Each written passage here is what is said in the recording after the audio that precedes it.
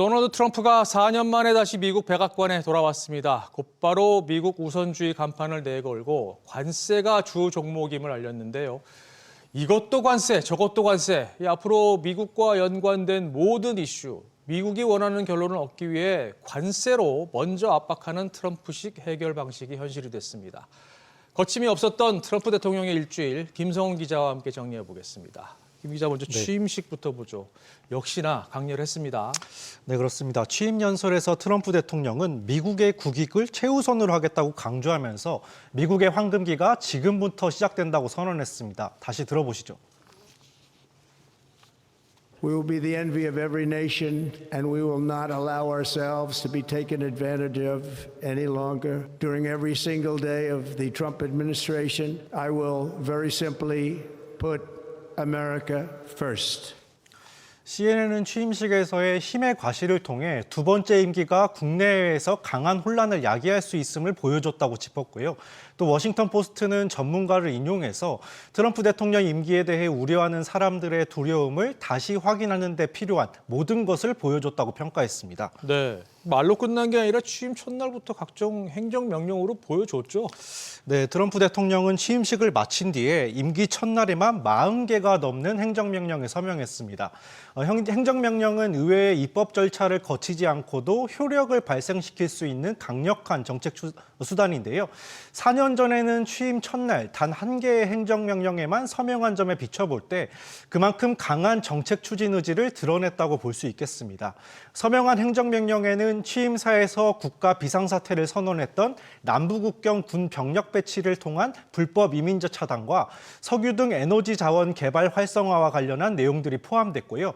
또 파리기후 변화협정과 세계보건기구 WHO를 탈퇴하는 것과 같이 전 세계를 향한 상징적인 조치도 취해졌습니다.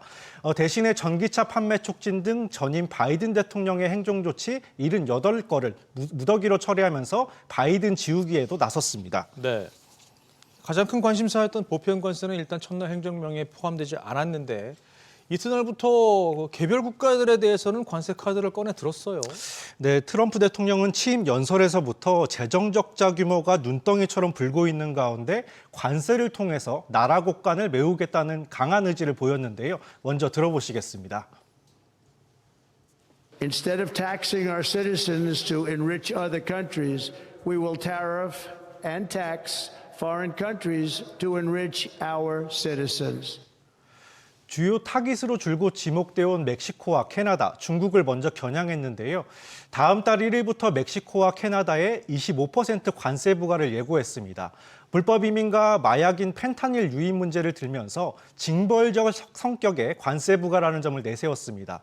앞서 최대 60% 관세 부과를 언급했던 중국에 대해서도 이들 국가에 마약을 보내는 역할을 하고 있다면서 공세에 나섰습니다. 들어보시겠습니다.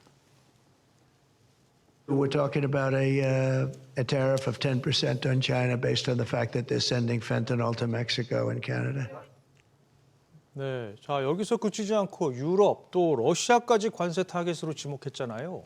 네, 그렇습니다. 유럽에 대해선 무역 적자 상황을 언급하면서 미국의 자동차와 농산물을 전혀 가져가지 않는다면서 매우 나쁘다고 표현했습니다. 그러면서 관세 부과만이 공정성을 되찾을 수 있는 길이라고 설명했습니다. 또 러시아에 대해선 우크라이나 전쟁을 끝내기 위한 카드로 관세를 빼들었는데요. 트럼프 대통령은 개인 소셜미디어를 통해서 종전 협상을 빨리 진행하지 않으면 조만간 러시아에 높은 수준의 세금과 관세를 부과할 수밖에 없다고 밝혔습니다. 임기 초반에 종전이란 성과를 내기 위해 관세까지 동원해서 강경한 협상 전략을 구사하고 있다는 해석이 붙고 있습니다. 네. 보편 관세에 대해서는 전망이 조금 엇갈리고 있는 것 같은데 일단 불씨는 여전히 살아있는 것 같아요. 네, 그렇습니다. 트럼프 대통령은 아직 준비가 되지 않았다고 밝힌 보편 관세 부과를 암시하는 발언을 이어갔는데요. 다보스 포럼 연설에선 미국에서 제품을 만들지 않으면 다양한 관세를 내야 할 것이라고 엄포를 놓았습니다. 대신에 미국에서 제품을 만드는 경우에만 15% 법인세율을 적용하겠다고 했는데요. 법인세 인하 당근책과 함께 1기 행정부 때처럼 미국으로의 기업들의 투자나 생산 거점 이전을 압박하고 나선 겁니다. 그렇군요. 자, 관세도 관세지만 세금 전쟁도 예고했어요. 뭐 기업들 입장에서는 이게 더 무서운 거 아닌가요? 네, 트럼프 대통령은 통상정책 각서를 통해서 미국 기업에 차별적인 세금을 부과할 경우 상대국 기업 등의 보복성 과세로 대응하겠다고 뜻을 밝혔습니다. 관련 법을 근거로 최대 2배의 보복성 과세를 부과할 수 있다는 점을 상기시켰습니다. 아울러 경제협력개발기구 OECD의 글로벌 최저한세 합의에서도 빠질 전망인데요. 공화당은 미국 기업에 대한 차별적인 제도라면서 반대해왔습니다. 파이낸셜 타임즈는 전문가를 인용해서 트럼프 대통령이 관세 이상의 다양한 방식으로 경제전쟁의 전선을 넓히고 있다고 평가했습니다. 그런가 하면 또 금리도 건드렸어요. 우려했던 파월 연준 의장과의 갈등이 이게 표면화되는 겁니까?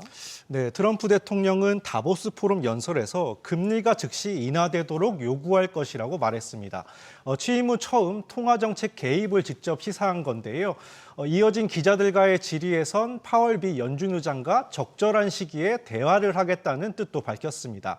얼마나 내리길 원하느냐는 질문에는 많이라고 답했고 연준이 이런 요구에 응하도록 강력한 입장을 낼 것이라고 강조했습니다. 트럼프 대통령은 대선 중에도 금리 인하를 자주 언급해서 중앙은행의 독립성을 훼손할 수 있다는 지적을 여러 차례 받았었는데요. 미 연준의 금리 인하를 직접 요구할 것이라고 밝히면서 논란에 다시 불이 붙은 겁니다. 특히 파월 연준 의장의 거취가 다시 주목받고 있는데요.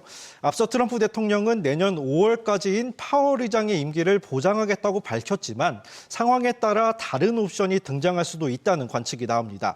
지난해 스콧 베센트 미 재무장관 지명자는 차기 연준 의장을 조기에 지명하면 파월 의장을 해임하지 않고도 그림자 의장을 만들어버릴 수 있다고 언급했는데요. 이에 따라 다음 주 열리는 FOMC 회의 직후에 파월 의장이 어떤 대답을 내놓을지가 최대 관심사로 떠올랐습니다. 네, 잘 지켜봐야 되겠군요. 김성훈 기자 잘 들었습니다.